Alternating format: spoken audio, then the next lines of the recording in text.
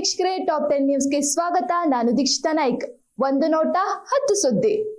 ನಾನು ಮನೋಜ್ ಭಟ್. ಇಂಡಿಗೋ ಬಿಕ್ಕಟ್ಟು, ಪ್ರವಾಸಿಗರ ಹೈರಾಣ. ಸಿದ್ಧತೆ ಇಲ್ಲದೆ ಇಂಡಿಗೋ ಸಂಸ್ಥೆ ತನ್ನ ಸಿಬ್ಬಂದಿ ಸಂಬಂಧಿತ ನಿಯಮಾವಳಿಗಳಲ್ಲಿ ಬದಲಾವಣೆ ತಂದಿದ್ದು ವಿಮಾನಗಳ ಸಂಚಾರದಲ್ಲಿ ವ್ಯತ್ಯಯ ಉಂಟಾಗಿದೆ. ಈ ವ್ಯತ್ಯಯವು ಪ್ರಯಾಣಿಕರ ಆಕ್ರೋಶಕ್ಕೆ ಕಾರಣವಾಗಿದೆ. ಗೋವಾ ಫೈರ್ಗೆ 25 ಮಂದಿ ಬಲಿ. ರಾತ್ರಿಲೋಕವೆಂದೇ ಖ್ಯಾತಿ ಪಡೆದ ಗೋವಾದಲ್ಲಿ ಶನಿವಾರ ಮಧ್ಯರಾತ್ರಿ ಸಂಭವಿಸಿದ ಅಗ್ನಿ ದುರಂತದಲ್ಲಿ ಪ್ರವಾಸಿಗರು ಸೇರಿ 25 ಮಂದಿ ಸಾವನ್ನಪ್ಪಿದ್ದಾರೆ. ಭಾರತ ಮತ್ತು ಸೌತ್ ಆಫ್ರಿಕಾ ನಡುವೆ ನಡೆಯುತ್ತಿದ್ದ ಏಕದಿನ ಸರಣಿಯಲ್ಲಿ ಭಾರತ 2-1 ಅಂತರದಿಂದ ಗೆದ್ದು ಬೀಗಿದೆ. ವಿಶಾಖಪಟ್ಟಣಂನಲ್ಲಿ ಕೆಎಲ್ ರಾಹುಲ್ ನಾಯಕತ್ವದಲ್ಲಿ ನಡೆದ 3ನೇ ಪಂದ್ಯವನ್ನು ಗೆದ್ದು ಬೀಗಿದೆ ಭಾರತ.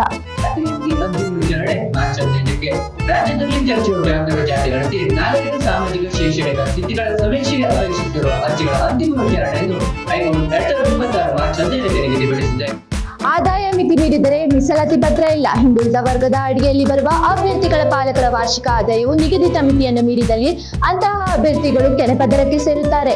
ಅಂತಹ ಅಭ್ಯರ್ಥಿಗಳು ಮೀಸಲಾತಿ ಪತ್ರ ಪಡೆಯಲು ಅರ್ಹರಾಗಿರುವುದಿಲ್ಲ ಎಂದು ಹೈಕೋರ್ಟ್ ಮಹತ್ವದ ತೀರ್ಪನ್ನು ನೀಡಿದೆ. ಇಂದಿನಿಂದ ಬೆಳಗಾವಿಯಲ್ಲಿ ಚಳಿಗಾಲದ ಅಧಿವೇಶನ. ಬೆಳಗಾವಿಯ ಸುವರ್ಣ ವಿಧಾನಸೌಧದಲ್ಲಿ ವಿಧಾನಮಂಡಲದ ಉಭಯ ಸದನಗಳ ಚಳಿಗಾಲದ ಅಧಿವೇಶನಕ್ಕೆ ಕ್ಷಣಗಣನೆ ಆರಂಭವಾಗಿದ್ದು ಡಿಸೆಂಬರ್ 8ರಿಂದ 2 ವಾರಗಳ ಕಾಲ ಈ ಕಲಾಪ ನಡೆಯಲಿದೆ. ಕೆಎಸ್ಸಿಎಗೆ ವೆಂಕಟೇಶ್ ಪ್ರಸಾದ್ ನೂತನ ಅಧ್ಯಕ್ಷ. ಭಾನುವಾರ ನಡೆದ ಕೆಎಸ್ಸಿಎ ಚುನಾವಣೆಯಲ್ಲಿ ಮಾಜಿ ಕ್ರಿಕೆಟಿಗ ವೆಂಕಟೇಶ್ ಪ್ರಸಾದ್ 749 ಮತಗಳನ್ನು ಪಡೆದಿದ್ದು, ಪತ್ರಕರ್ತ ಶಾಂತಕುಮಾರ್ ವಿರುದ್ಧ 190 ಮತಗಳ ಅಂತರದಲ್ಲಿ ಗೆಲುವನ್ನು ಸಾಧಿಸಿದ್ದಾರೆ. ಕಿಚ್ಚ ಸುದೀಪ್ ಅಭಿನಯದ ಮಾರ್ಚ್ ಚಿತ್ರದ ಟ್ರೇಲರ್ ಬಿಡುಗಡೆಯಾದ 24 ಗಂಟೆಯಲ್ಲಿ 1.4 ಕೋಟಿ ವೀಕ್ಷಣೆ ಪಡೆದು ದಾಖಲೆ ಬರೆದಿದೆ.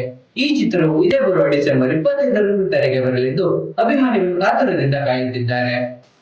ನವೋದಯ ಪರೀಕ್ಷೆ ಡಿಸೆಂಬರ್ 13ಕ್ಕೆ. 2026-27ನೇ ಸಾಲಿನಲ್ಲಿ ಜವಾಹರಲಾಲ್ ನೆಹರು ನವೋದಯ ವಿದ್ಯಾಲಯಕ್ಕೆ 6ನೇ ತರಗತಿ ಪ್ರವೇಶಕ್ಕೆ ಅರ್ಹ ವಿದ್ಯಾರ್ಥಿಗಳಿಂದ ಅರ್ಜಿ ಆಹ್ವಾನಿಸಲಾಗಿದ್ದು, ಡಿಸೆಂಬರ್ 13ರಂದು ಬೆಂಗಳೂರು ಗ್ರಾಮಾಂತರದ ಆಯ್ದ ತಾಲೂಕು ಕೇಂದ್ರಗಳಲ್ಲಿ ಪ್ರವೇಶ ಪರೀಕ್ಷೆಗೆ ಆನ್ಲೈನ್ ಮೂಲಕ ಪ್ರವೇಶ ಪತ್ರವನ್ನು ಪಡೆಯಲು ಅವಕಾಶ ಕಲ್ಪಿಸಲಾಗಿದೆ.